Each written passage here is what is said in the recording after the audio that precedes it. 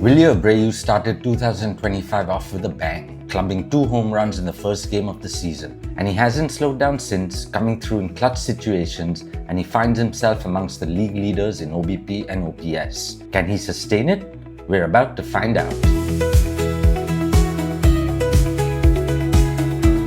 Welcome back everyone, I'm Zee, here with B, the world's best baseball analyst. Hi B. Hi Z, hi everyone. The Sox just won the last game of the series against the Blue Jays after losing the first 3, and we've crept back up to 500. We're at 8-8. Are you worried about that? Nah, I'm not too worried about that. We're back towards the top of the division anyway. We can reel in the Yankees or the Blue Jays whenever we want. So I think we're off to a decent start. We'll be fine. Yeah, the offense went a bit quiet against some good Toronto pitching, but the bats should wake up soon and explode like they did against the Cards in the home opening series. Yep, they will. But today we're here to talk about Wilyer Abreu, the one bat that has stayed hot right throughout. A lot of our wins can be directly attributed to Wilyer, so his torrid start has been amazing for us. And B, you were right, you picked him as your breakout candidate in our earlier program, so kudos for that. Thanks, Z. It's always great when a prediction starts to materialize on the field. Yes, Abreu has had a blazing start. He's slashing a commendable .354 86 with 14 hits, 10 walks, 10 runs, 3 doubles, 3 homers, and 12 RBIs. Of course, it's a small sample size, only 14 games, but nevertheless, it's still a remarkable start. Absolutely, it's been only 14 games, but those numbers are eye-popping. His bat has extended the Red Sox lineup, but the big question on everyone's mind is this. Can Abreu actually sustain this production throughout the season? What's the deal, B? Can we expect Abreu to continue hitting like an MVP? That's the million-dollar question. Can Abreu continue his torrid start?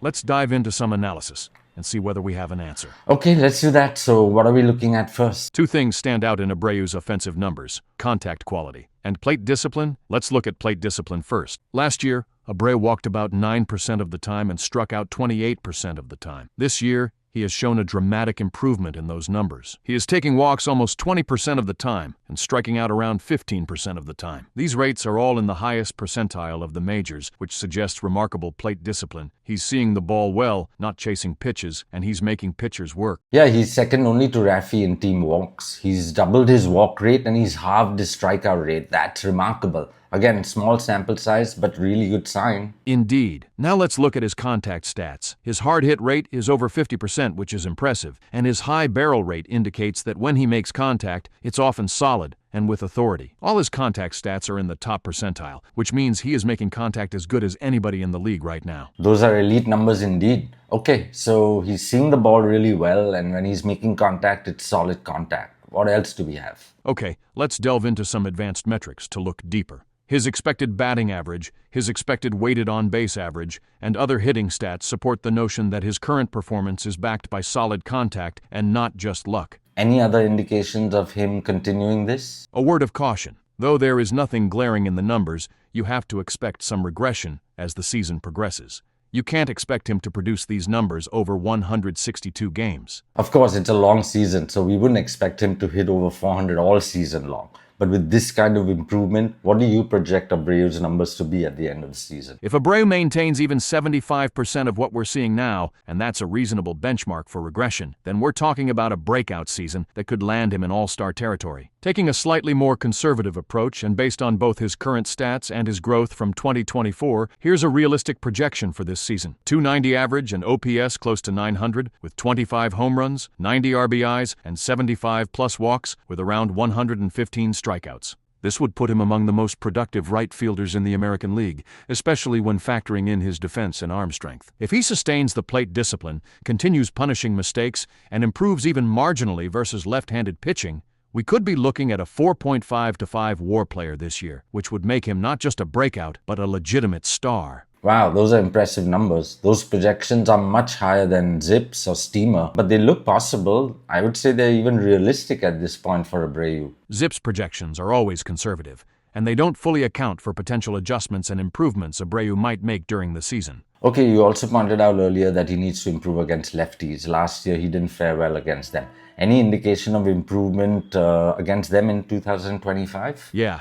Abreu batted just .180 against lefties in 2024. However, early indications this season suggest he's making adjustments, though the sample size is still very small. He does have 2 walks against lefties though, so that's a good sign. Okay, I was thinking about this earlier. Is there any good comp out there for Abreu? How does Abreu start compared to any other players who've had a breakout like this? His start is reminiscent of Kyle Tucker's breakout season in Houston, when he had similar underlying metrics. If Abreu can maintain his plate discipline and hard contact, he could be on a similar trajectory. Nice. Tucker's breakout year stats as an Astro are similar to what you project for Abreu for this year. So if that comp is true, Abreu is certainly on a good path. Okay, so bottom line, can Abreu sustain this level of production or not? Depends on what your expectations are, Zee. While it's unlikely he'll hit over 400 all season, the underlying metrics suggest that Abreu's breakout is legitimate. If he continues to exhibit strong plate discipline and hard contact, he should remain a significant offensive contributor for the Red Sox. So his breakout is real? For real? We can look forward to 140 or so more games of Abreu goodness? I think we can, Zee. Abreu's start is not a total surprise. He's a legitimate candidate for a breakout year. Nice. It's ironic, a little while ago everyone was calling for Abreu to be traded. People were saying, well, you have Roman Anthony knocking on the door, you have a stacked outfield, why not leverage his hot start for a good arm? So what are your thoughts on that? Should we leverage his hot start into a trade for another arm? Or is Abreu a long-term piece for Boston? Great question, Zee. And this is where breakout performance meets front office philosophy. Yes, there was talk in the offseason and even now about Abreu being a sell-high candidate, especially with Roman Anthony, Ceddanne Rafaela, Jarren Duran, and even Campbell rotating through the outfield picture. But after what we're seeing now, I think those conversations have to be reevaluated in a big way, because Wilyer Abreu is starting to look like a long-term core piece. Here's why. He has elite plate skills, and this is not just a hot streak. This isn't some random early season heater. The improvements in his walk rate, K rate, barrel percentage, and expected stats suggest a genuine evolution in his approach, not just luck. That's sustainable growth. He has the perfect Fenway profile. He's a lefty with gap-to-gap power, strong opposite field contact, and elite plate discipline. That's tailor-made for Fenway Park. You don't trade guys like that lightly. And Abreu's still pre-arbitration. You've got team control for at least 5 more seasons, including his prime years. That's the kind of player Craig Breslow builds around, not flips, unless you're getting a true ace in return. Even with Roman Anthony on the way, there's room. Duran has struggled at times versus lefties.